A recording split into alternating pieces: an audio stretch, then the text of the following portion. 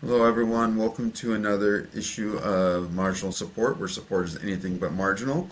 I am your host, Andre Lindy, and I am really excited to have my guest today, Michelle Novak, who I had the pleasure of working with at Iterable, learning a ton when I sat next to her in New York. So it's my absolute pleasure to have you on today, Michelle. Thank you for being here. Thank you, Andre. It's really great to reconnect with you. It's been a while, and I was in Union Square area of New York not that long ago, near that WeWork spot, and thought about how much fun we all had and how much we learned and grew in our careers just in that period of time being at a startup. And I know that both of us enjoy working in that smaller environment with those types of companies where you can really have a ton of great collaboration, cross collaboration with the other team members, and so it's fun to reconnect with you. I couldn't agree more. I mean, I want to touch on something you just talked about, actually, about collaboration. I can't tell you how necessary it was when I joined Ederball and I was in New York that I had you sitting right next to me so I could get the customer perspective more from not the support side, but the customer side.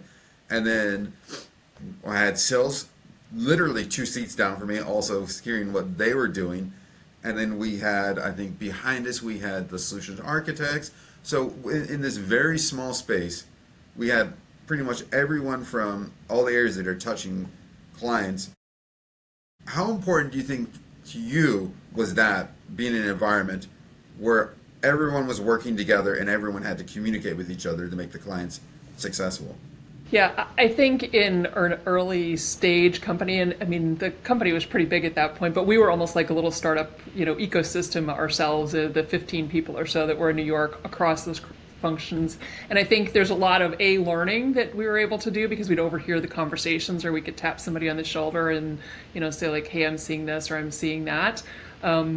But the whole focus was really about making sure the customers are successful, and that's where that collaboration comes from, where you're able to go, okay, they've written in a ticket from the support side of things, like they're having this problem, and to be able to give you context on like what is it that they're trying to achieve, so that you could better come up with an answer that was going to solve the technical issue or question or thing that they were trying to tackle, is because you had more of that context. And I think is the part that gets lost when you're in chat support so often, is that context part. And I think that they gave us a really great chance to do that together.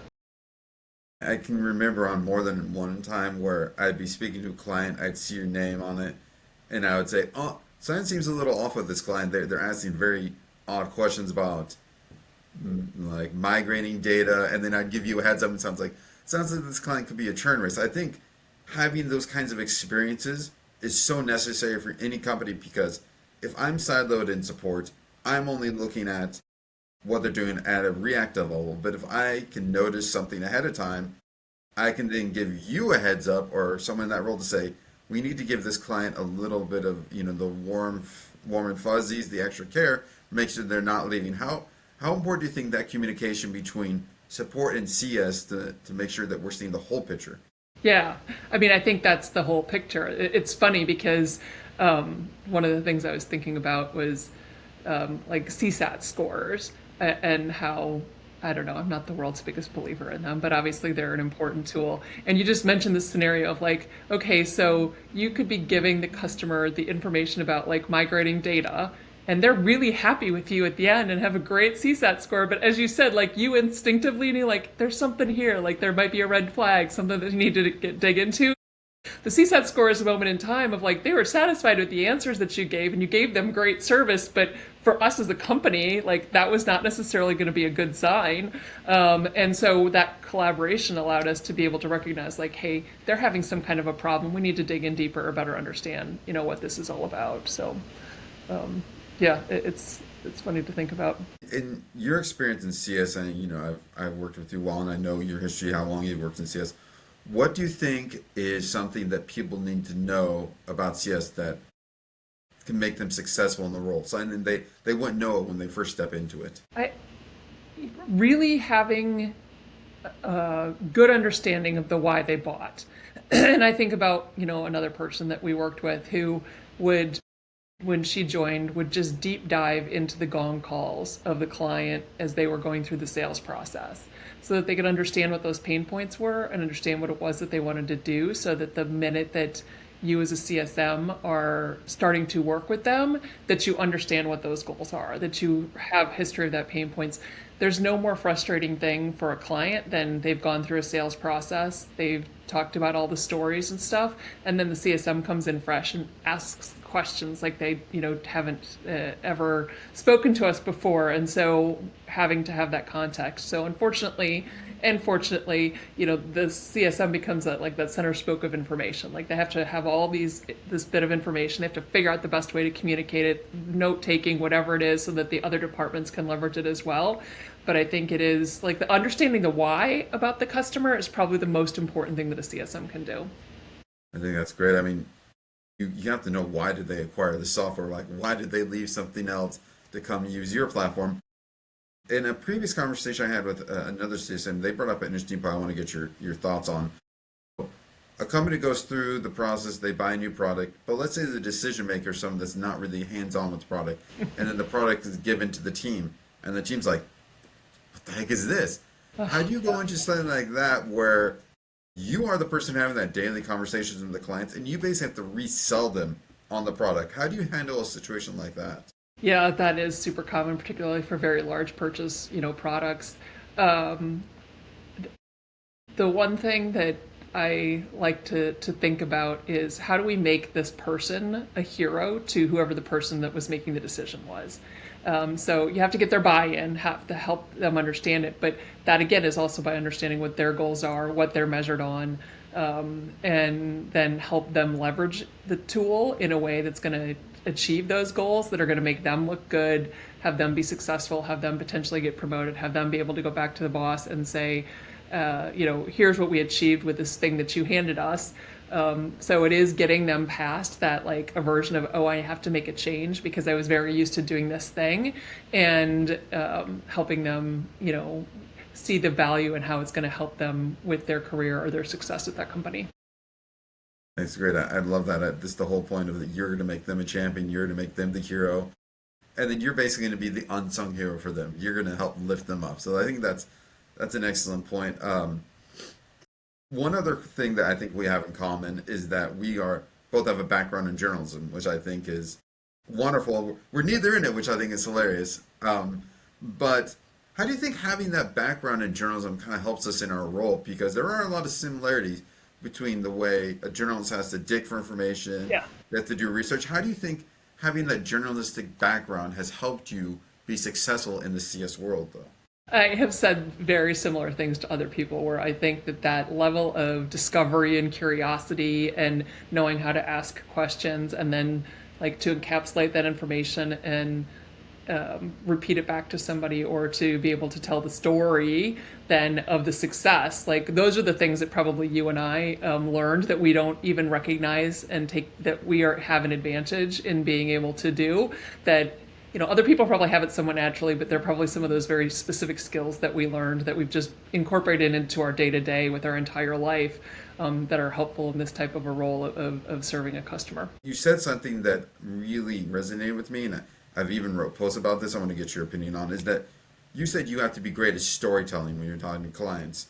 How important do you feel that element is to working in this role? But also, how difficult do you think it is to craft a compelling narrative when a client gives you a jumble of information? Well, certainly the chat GPTs and stuff of the world are probably making that easier for all of us today. I mean, I really do rely a lot on just reviewing the summaries and stuff that happen with, whether it's Gong or Avoma or, Update AI, whatever tools people are using in order to capture the calls with their customers.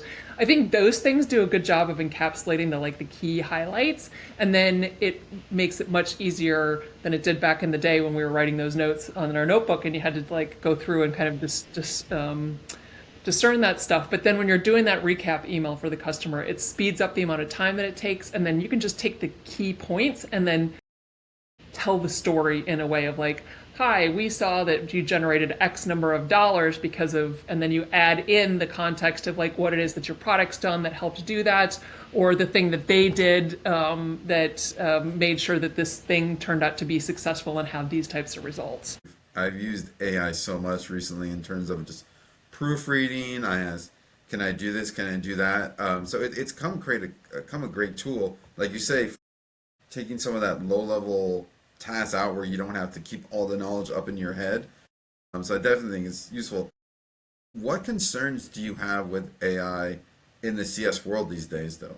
Like, do you feel that it's gonna make the client feel less, we're taking less care of them, or do you feel that it's gonna take some work that we don't want to be taken over? What's your general thoughts on how AI is gonna affect the CS space right now? My guess is that there are a lot of the tedious types of things. Like it's going to be so much easier for someone in support or CS to make documentation about how to do this thing. So that ideally there are fewer tickets. I know that, part of the reason that, speaking to support specifically, that now you can go to any site and you're first almost always talking to some, chat bot because they're able to search information and give you a faster answer. So it kind of takes off that first layer and allows people who have the technical skills or the strategic skills to then like dive deeper once it gets past just like the surface level of how do I and focus on the context type of things. And so I think, there's a risk there in some respects, and I'm sure that the some of the really boring, tedious types of things that we had to learn early on when we didn't have that AI generally help us overall, because how else do you learn those things unless you've lived them? But it is going to make the customer experience probably better because the time that's spent with the humans on it are going to be about bigger, more thoughtful types of solutioning.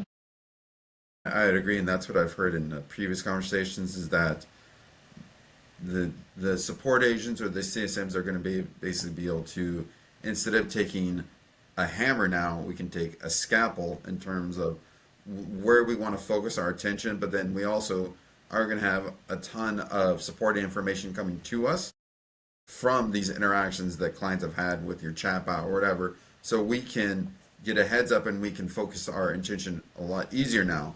Um, what is one thing that you're really looking forward to in terms of how you can start to use this? I mean, you said about getting the information, but what is one thing that you really want to see out of AI that you think is going to make your job easier? Um, that's interesting. Well, the company that I joined, Arita, is actually a machine learning tool that works with email marketers, which is what we did at Iterable. And what it is doing is it's taking all of the huge amounts of underlying data and being able to better predict audiences you should be targeting, who's most interested in making a purchase, things like that. And so I think that the ability to kind of back to that scalpel type of a situation, like to be more precise in what it means is people are spending less time on, trying to decide those types of things so that they can go focus on being more creative in other areas. To me, giving people the freedom to be able to have that time back to be more creative is probably one of the things that AI is going to allow folks to do. I agree with that. I mean, it definitely frees up the mind in some ways where it says, okay, you don't have to spend brain power on this menial work. Use your actual brain power on something that excites you, something that feels interesting. And I've seen that for me where I'll just kind of be thinking about random things. I put it in AI, and then it sparks a new idea for me. I use Yeah. ChatGPT a lot for that. And so I think it's super cool. I think one thing that I've seen, and I'd love to get your opinion on this, is just how diligent you have to be with the information it does give you. Because it can give you a lot of nonsense sometimes, so you have to be very Yeah. careful with what the information is coming out of, Chat, GPT, or Claude, or any of those like that. Yeah, yeah. I think, well, going back to our journalism thing, I've always made the joke that I was a journalism major because there was no math requirement because math was my least favorite subject in school. So it's like, if it's talking about like analyzing data sets, which is, where the time savings can be. Of course, you still need to check it. You need to gut check it. You need to see does that make sense logically and prove some things there. But I think it's that versus the going up and looking and seeing. I'm just using a really simple like example of like what movies was this person in type of a thing where you're going to get false positives on that kind of stuff. It's a little harder to get false positives when you're saying like, take a look at all these data points of, numbers and crunch them in a way that tells this story. Yeah, if it says like 1 + 2 = 5, you're like, Right. You we're generally wrong know there. what the math problem should give you, but you don't have to think that hard or get out your pencil and paper or even your calculator. Well, it has been an absolute pleasure to speak with you. Any closing notes, anything do you want to share, anything that you feel excited about right now that you want to just end this on? Um, I think just seeing the evolution of the roles of success and support, the evolution of people that we worked with in their careers and how they've advanced and gone to different places and done other things is really exciting for me. I mean, I am a person who likes to stay in touch with folks, obviously. So are you. And that's why we're here chatting, even though it's been a few years since we worked together. Just being able to follow what people are doing and how they're growing with all the technology as it evolves, to me, is a super exciting thing. I couldn't agree more. I'm gonna. The way I like to end each episode is by saying that support isn't just a job, it's a mindset. And I think you can actually spread that out to just CS in general. People here, we don't do this as a job just because it's a job. We like doing it. It's the way we think. If you're Problem. in this role, you're in this role for a specific reason. It's probably because you like helping people. Yeah. Yep. Being a problem solver, absolutely, in both scenarios. So thank you for asking me to join you. It's great to reconnect and enjoy the rest of your summer. All right, you too. Thanks, Talk to Take you care. later, Michelle. Bye. Bye.